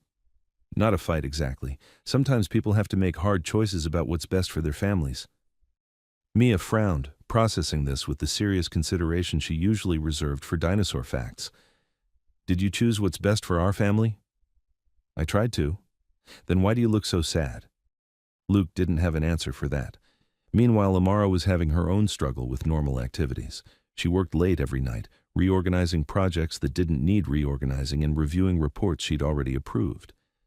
Evelyn watched her with growing concern. Saturday morning, Evelyn found Amara in the garden, pulling weeds with aggressive efficiency. Those are flowers, not weeds, Evelyn said mildly. Amara looked down at the handful of marigolds she'd just uprooted. Oh. Sit with me for a minute. Evelyn patted the garden bench Luke had suggested for the original design. They sat in silence for a while, looking out at the ocean. Finally, Evelyn spoke. When you were 15 and your parents died, do you remember what you told me about why you wanted to keep going to school instead of taking time off? Amara shook her head. You said that giving up on your future wouldn't bring them back, but it would waste the love they'd given you, that you wanted to build something that honored what they'd taught you about caring for people. What does that have to do with now? I've watched you build a company that helps people take better care of themselves. I've seen you create jobs and opportunities for dozens of families, but I've never seen you take care of your own heart until you met Luke and Mia. Amara felt tears prick her eyes. Evelyn, the business will survive some gossip from people who don't know you, but will you survive giving up on love because of what strangers think? That evening, Noah sent Amara an unexpected email. I owe you an apology. I've been so worried about protecting the business that I forgot what actually makes you a good leader. Your ability to see the best in people and fight for what matters. Luke brought out a side of you that I hadn't seen before, and it wasn't weakness, it was strength. If you're happy with him, the rest of us can figure out how to make it work. Noah. Amara read the email 3 times, then sat staring at her phone for an hour, thinking about courage and love and what her parents would have wanted for her. Sunday evening found Luke and Mia in their small kitchen, attempting to make apple pancakes for dinner. It seemed like a good way to use up the apples Grace had brought them, and Mia had been asking for pancakes all weekend. But something was wrong with the batter. No matter how much Luke stirred, it stayed thin and runny, more like cream than the thick, fluffy mixture they usually made. It's not right, Mia said, standing on her step stool and peering into the bowl. Remember? Amara showed us the secret ingredient. Luke's heart squeezed. He'd forgotten about the vanilla Greek yogurt that Amara had taught them to add. But more than that, he'd forgotten how much better everything had been when she was there to help. We don't have the yogurt, sweetheart. We'll have to make them anyway. Mia was quiet while Luke cooked the thin pancakes, which came out more like crepes than the fluffy breakfast they both wanted. "Daddy?" Mia said as they sat at their small table, picking at the disappointing pancakes. "Yeah? Can I call Amara? I want to ask her about the secret ingredient, and I want to tell her about my science fair project." Luke's throat tightened. He'd been dreading this moment, when Mia would ask directly about why Amara wasn't around anymore. "Mia, remember how we talked about adult relationships being complicated?" "I remember, but I miss her. And I think you miss her too, because you keep looking at your phone like you want to text someone, but you don't." Luke was constantly amazed by his daughter's perceptiveness. "I do miss her." "Then why don't you call her?" "Because sometimes missing someone isn't enough to fix the problems that keep you apart." Mia considered this with the same serious expression she wore when solving math problems. "Can I call her? Just to say hi and ask about the pancakes? Maybe she misses us too." Luke looked at his daughter's hopeful face and couldn't find the heart to say no. "Okay, but just a quick call." Mia clapped her hands and ran to get Luke's phone. She knew Amara's number by heart from all the times they'd called to coordinate weekend plans. Amara answered on the second ring, and Luke could hear the surprise in her voice when she realized it was Mia calling. "Hi, Mia. How are you, sweetheart?" "I'm okay, but our pancakes are broken. We forgot your secret ingredient, and now they're flat like paper. Can you remind me what it was?" Amara's laugh was soft and a little sad. "Vanilla Greek yogurt, just 1 spoonful mixed into the batter." "That's what I thought. Daddy, we need to go buy yogurt." "We can get some next time we go grocery shopping," Luke said, but Mia wasn't done talking. "Amara, I got picked for the science fair. I'm doing my project about fossils, like we talked about. Do you still want to help me?" There was a pause, and Luke could imagine Amara struggling with how to answer. "I would love to help you with your project, Mia. But I need to talk to your daddy about that first, okay?" "Okay.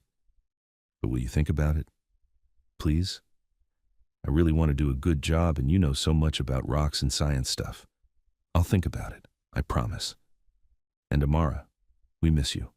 Both me and Daddy. He's been sad, and I think it's because we don't get to see you anymore." Luke closed his eyes, his 7-year-old daughter's honesty cutting straight to the heart of things he couldn't figure out how to say himself. "I miss you both too, Mia. So much." After Mia hung up, she looked at Luke with the determined expression that meant she'd made up her mind about something important. "Daddy, I think you should call her back. Grown-ups are being dumb about this." "Mia, she sounds sad too. And she said she misses us. If everyone is sad and missing each other, then the problem isn't too big to fix. You just have to want to fix it more than you want to be scared." Luke stared at his daughter, wondering when she'd gotten so wise about matters of the heart. That night, after Mia was asleep, Luke sat on his small couch and thought about what she'd said, about wanting to fix something more than wanting to be scared, about everyone being sad when they could choose to be happy instead. Across town, Amara lay in bed replaying Mia's sweet voice saying, "We miss you." She thought about Luke listening to that conversation, about whether he felt the same way his daughter did. She thought about vanilla Greek yogurt and broken pancakes, and how some recipes only worked when you had all the right ingredients. Monday after work, Luke was finishing up an oil change when he heard familiar footsteps on the concrete floor of the auto shop. He looked up from under the hood of a sedan to see Amara standing near the service bay, wearing jeans and a simple blue sweater, her hair pulled back in a ponytail. She looked nervous and determined, holding a small paper bag in her hands. "Hi," she said simply. Luke straightened up, wiping his hands on a shop rag. "Hi, what are you doing here?" "I brought Mia the vanilla Greek yogurt for the pancakes." She held up the bag. "And I came to apologize." "You don't need to apologize for anything." "Yes, I do. I've been thinking about our fight, about what you said about feeling like a charity case, and I realized I was doing exactly what I hate when people do it to me." Luke closed the hood of the car and gave her his full attention. "What do you mean?" "I was trying to solve you instead of just being with you. The expensive garden, the offers to help with money, I thought I was showing love, but I was really showing that I didn't trust you to handle your own life." Amara took a step closer. "When people assume I got my job because I'm pretty, or that my success isn't real because I'm young, it makes me furious. but I was doing the same thing to you, assuming that your worth was connected to your paycheck instead of who you are. Luke felt something tight in his chest start to loosen. Amara, let me finish, please. I love that you're proud. I love that you work hard and take care of Mia and fix things for people without expecting anything back. I don't want to change any of that. I just want to be part of it. I want that too, but I've been scared that eventually you'd realize you could do better than someone like me. Someone like you? Amara's voice was gentle but firm. You mean someone who makes me laugh? Someone who reads bedtime stories with different voices for all the characters? Someone who taught his 7-year-old that sharing matters more than having the best toys? Luke looked down at his oil-stained hands. Someone who can't afford to take you to nice restaurants or buy you expensive things. Luke, look at me. She waited until he met her eyes. The best things you've given me didn't cost anything. You gave me soup when I had a headache. You fixed my step so I wouldn't get hurt. You let me be part of your family. You can't buy those things, no matter how much money you have. They stood looking at each other in the fluorescent light of the auto shop, with the smell of motor oil and the sound of air tools in the background. It wasn't romantic in any traditional sense, but it felt more real than any fancy restaurant. I'm sorry, too, Luke said. I let my pride get in the way of something good. I let other people's opinions matter more than what I knew was true. So what do we do now? About the media attention, about people having opinions about us? We ignore them. We set boundaries. No job offers, no trying to solve each other's problems unless we're asked. We take things slow and honest, like we said before. Amara smiled for the first time since she'd arrived. Slow and honest. But not so slow that Mia thinks we're being dumb about it. She's got very strong opinions about grown-ups who make things too complicated. Amara laughed, the real laugh that Luke had missed more than he'd realized. She called yesterday and asked if I was still planning to help with her science project. When I said I didn't know, she told me that was a silly answer and I should just decide to help because that's what friends do. That sounds like Mia. So can I help with the science project? And can I come over for pancakes this weekend? With the proper yogurt this time? Luke stepped closer to her, close enough to smell her perfume mixed with the scent of motor oil. I'd really like that. They hugged then, right there in the auto shop, with Dan pretending not to watch from the office window. It was a careful hug, full of relief and hope, and the promise that they could figure out how to love each other without losing themselves. There's one more thing, Amara said as they separated. I want to be completely honest about something. Luke's heart skipped. Okay. I love you. I love you and I love Mia, and I'm tired of pretending that's complicated when it's actually the simplest thing in the world. Luke felt his whole world shift into focus. I love you too. I have for weeks, but I was afraid to say it. What were you afraid of? That it would make losing you hurt even more. You're not going to lose me, Luke. Not unless you want to. I don't want to. I really, really don't want to. Friday evening found Luke, Amara, and Mia in the elementary school gymnasium, surrounded by the cheerful chaos of the school fundraiser. The air smelled like popcorn and pizza, and every surface was covered with colorful signs advertising raffle prizes and bake sale items. It was their first public appearance together since getting back together, and both Luke and Amara were nervous about how people might react. Remember, Luke had told Amara on the phone earlier, some of these parents saw the articles online. There might be stares. I can handle stares, Amara had replied. I want to be there for Mia's thing. Now, watching Mia drag Amara toward the ring toss game, Luke realized he'd been more worried than necessary. Most people were too busy with their own families to pay much attention to his. Luke, good to see you. Mrs. Peterson, the parent who had first shown him the blog post, approached with a friendly smile. How's the auto shop treating you? Can't complain, staying busy.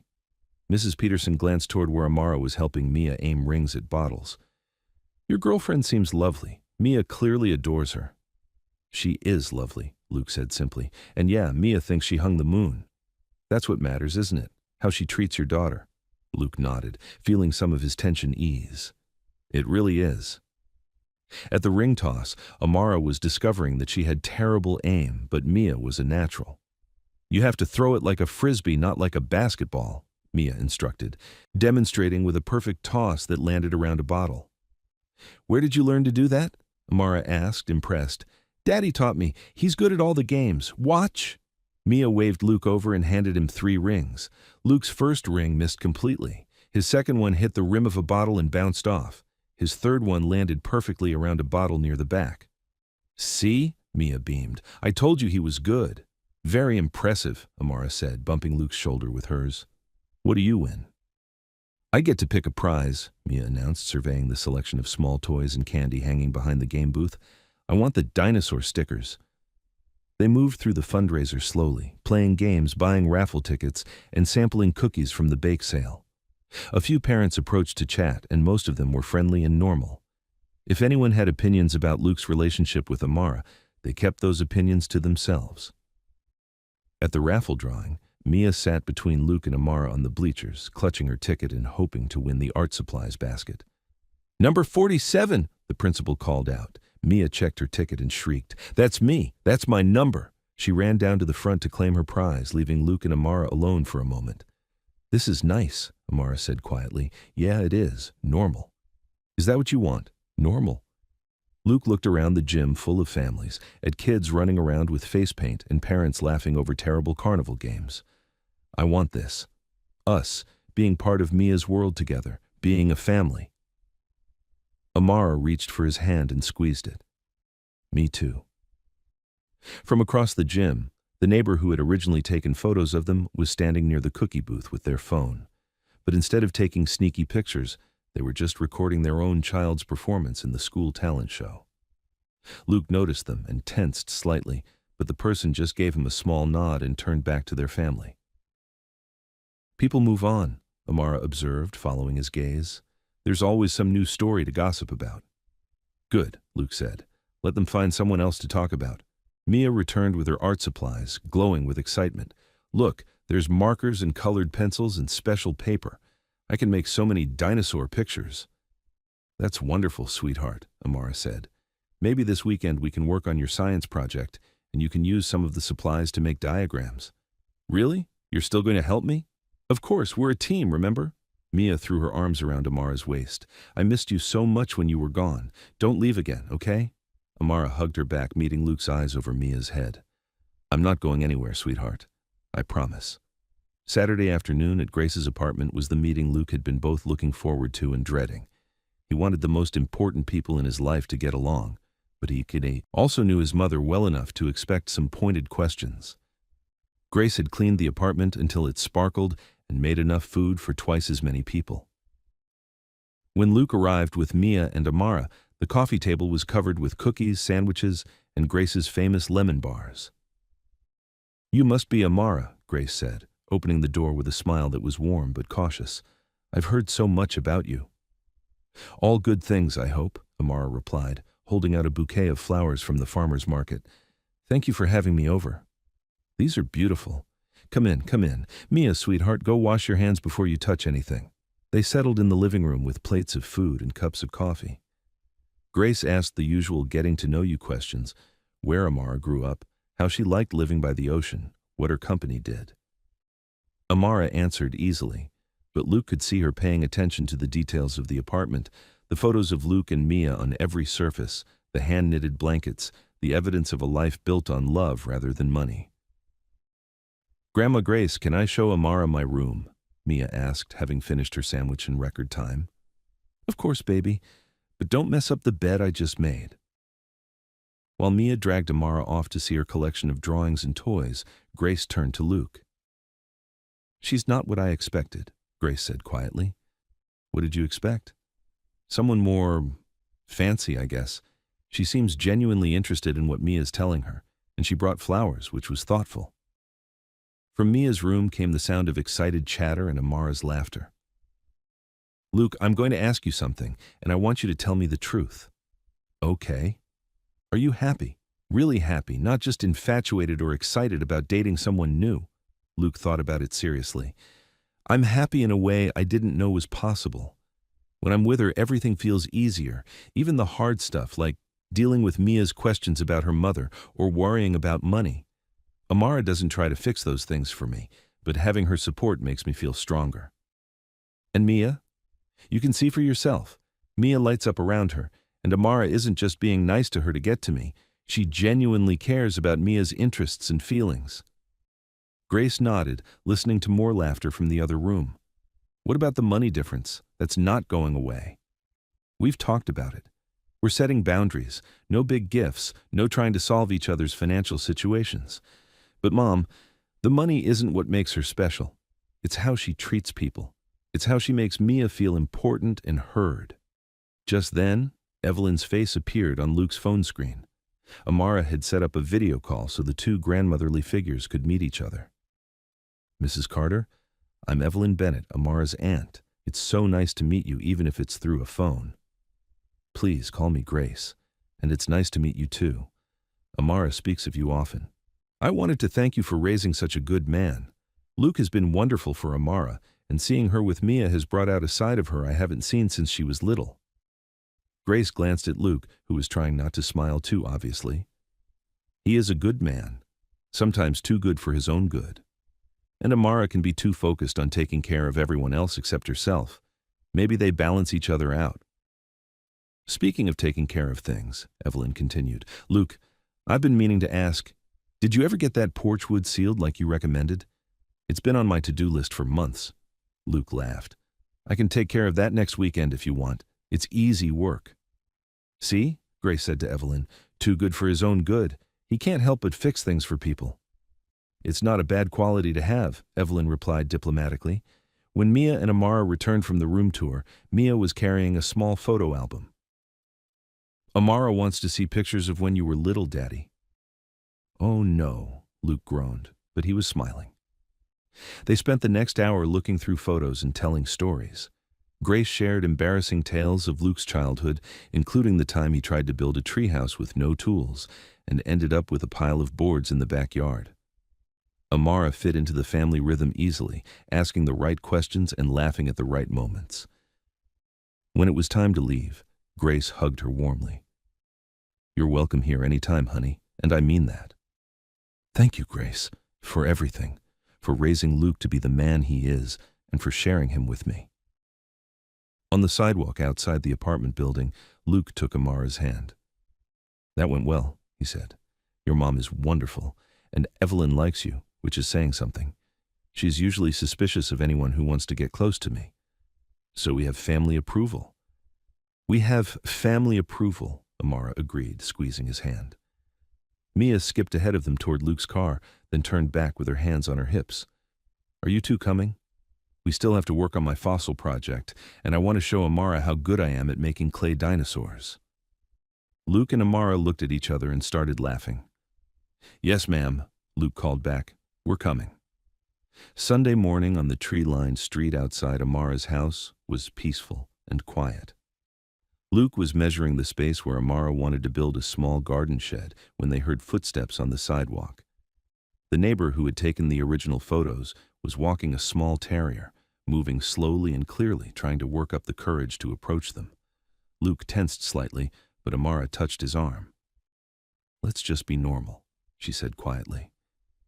Beautiful morning, isn't it? The neighbor called out, pausing at the edge of Amara's driveway. It really is, Amara replied. I don't think we've officially met. I'm Amara, and this is Luke. Janet Morrison. I live across the street. Janet looked embarrassed. I owe you both an apology. I'm the one who took those photos and sent them to the blog.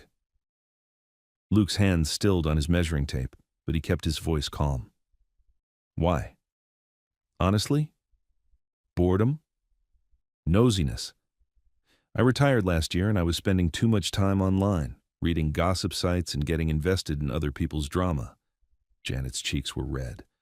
It was wrong, and I'm sorry. You seem like nice people who deserve privacy. Thank you for saying that, Amara said. It means a lot. Is that your daughter? Janet asked, noticing Mia in the backyard, sketching plans for her reading nook with intense concentration.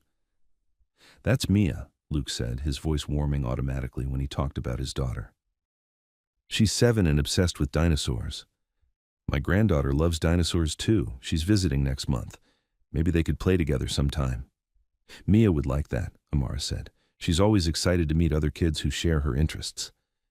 They talked for a few more minutes about normal neighborhood things, the road construction planned for next month, the new family moving in down the street, the best time to plant hydrangeas. Before Janet left, she pulled out her phone. "Would you mind if I took a picture? Not for any blog or anything, just for me. I'd like to remember this conversation." Luke and Amara exchanged a look. It felt like a test of whether they could truly move past the earlier drama. "Sure," Luke said, "but make it a good one." The photo Janet took was simple and sweet. Luke and Amara standing in front of the house with measuring tape and garden plans, looking like any couple working on home projects together. Later that day, Janet posted the photo on her social media with the caption, "Quiet Sunday on Maple Street. Sometimes the best stories are the ones people write together, one ordinary day at a time." The post got a few likes from neighbors and friends, but no dramatic comments or shares. It was exactly what it appeared to be, a moment of normal life in a normal neighborhood. In the backyard, Mia had finished her reading nook sketches and moved on to designing what she called a dinosaur observation deck, a platform where she could sit and watch for pterosaurs just in case any happened to fly by. "This is where I'll put my binoculars," she explained to Amara, pointing to a carefully drawn box on her sketch. "And this is where I'll keep my notebook for writing down what I see." "Very scientific," Amara said seriously. "Every good paleontologist needs a proper observation station." "Exactly. Daddy, can we build this too?" Luke looked at the elaborate plans Mia had drawn. "It might take a while, but I think we can figure something out."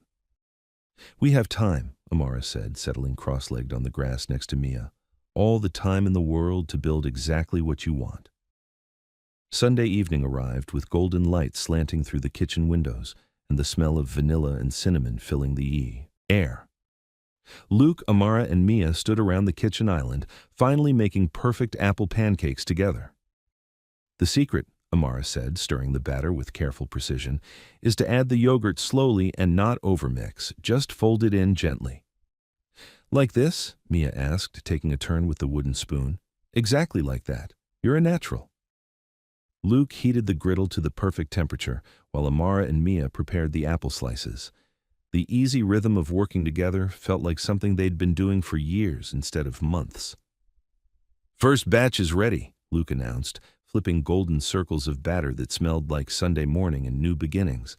They carried their plates out to the side porch, where Luke's repaired steps held steady under their weight. The ocean stretched out before them, painted pink and orange by the setting sun. "This is perfect," Mia declared, sitting cross-legged on the warm wooden step with syrup on her chin and contentment radiating from every inch of her small frame. "It really is," Amara agreed, looking out at the water and then at Luke and Mia. "I've never felt so much like I was exactly where I was supposed to be." Luke reached for her hand. "Me too. For the first time in a long time, everything feels right." They talked about their plans for the coming week. Mia's science fair presentation on Thursday, the garden shed. Luke would start building next weekend, the family dinner Grace had suggested for the following Sunday. "I want to take this slow," Luke said, echoing their earlier conversations. "Not because I'm scared, but because I want to do it right. For all of us." "Slow and honest," Amara said, their familiar promise.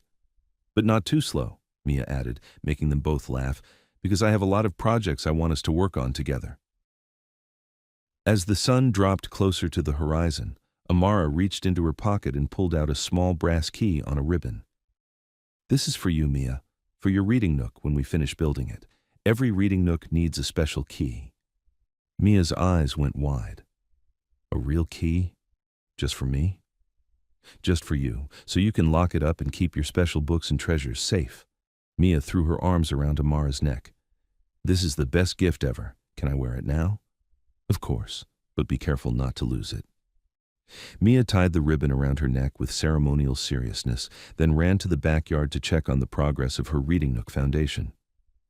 Luke and Amara sat on the steps in comfortable silence, watching the little girl they both loved measure imaginary walls with her arms and make important architectural decisions. "I love you," Luke said quietly, the words still new enough to make his heart flutter when he said them. "I love you too, both of you." Amara leaned against his shoulder. "Thank you for being patient with me while I figured out how to be part of a family." "Thank you for wanting to be part of our family." The ocean breeze carried the scent of salt and possibilities. The porch light cast everything in warm golden tones. From the backyard came the sound of Mia's voice, talking to herself as she planned and dreamed. Luke kissed Amara's forehead gently, a promise and a beginning wrapped into one tender gesture. "Daddy! Amara!" Mia called from the shed doorway, where she stood silhouetted against the dying light. "Come see, I figured out where the dinosaur observation deck should go." Luke and Amara looked at each other and started laughing. "Coming!" they called back in unison. As they stood up to join Mia in her planning, Luke caught sight of their reflection in the kitchen window. Three people who belonged together, who had found their way to each other through groceries and kindness and the simple courage to believe that love was worth fighting for. The ordinary felt triumphant. The simple felt profound. And for the first time in either of their adult lives, the future felt like a promise they could trust. They walked toward Mia's voice and her grand plans, toward whatever adventures a 7-year-old imagination could dream up, toward all the tomorrows they would build together, one pancake sundae at a time.